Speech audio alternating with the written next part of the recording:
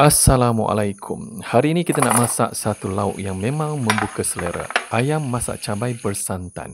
Sekali pandang macam merendang tapi ada twist tersendiri. Jom kita mula. Bahan-bahan untuk kisaran adalah 2 hingga 3 biji cili besar, 3 biji cabai burung, 1 biji bawang besar, 3 ulas bawang putih dan sebuku belacan. Masukkan semua bahan ke dalam pengisar dan kisar hingga halus. Inilah asas kuasa rasa, pedas, wangi dan sedikit rasa belacan. Panaskan kuali dengan lebih kurang 4 sudu besar minyak masak dan bila minyak dah panas, masukkan bahan kisar. Tumis sehingga naik bau yang harum. Inilah rahsia masakan Melayu. Tumis sampai naik bau, barulah sedap. Kemudian kita masukkan setengah sudu besar gula pasir, 1 sudu teh garam ataupun sesuai selera, dan 1 sudu besar cuka makan. Boleh gantikan dengan asam yang lain seperti asam keping ataupun asam jawa. Gula seimbangkan rasa, garam pula naikkan umami dan cuka beri sedikit rasa yang segar. Masukkan setengah ekor ayam yang dipotong kecil lebih kurang 11 bahagian.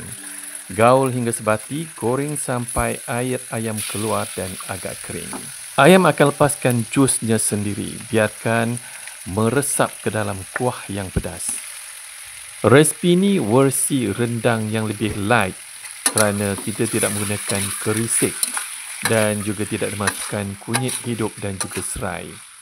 Kalau rendang tu raja lauk kenduri, ayam masak cabai bersantan ni pula ibarat adiknya yang lebih ringkas tapi tetap menggoda selera. Untuk sentuhan yang terakhir, kita masukkan santan dan masak sehingga agak kering. Taburkan serbuk kunyit.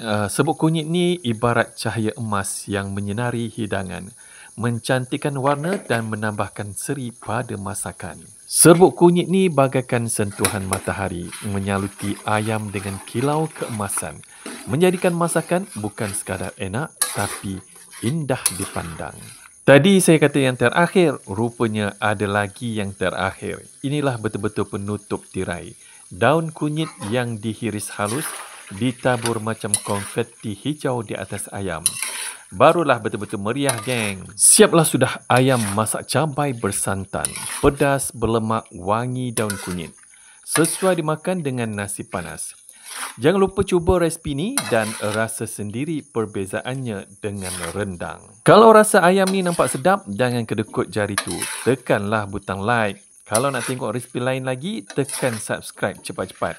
Dan kalau ada idea atau komen yang pedas macam cabai burung tadi, tulis kat ruangan komen. Terima kasih kerana menonton. Kita berjumpa lagi di video yang akan datang. Assalamualaikum dan salam Malaysia Madani. Oh my God.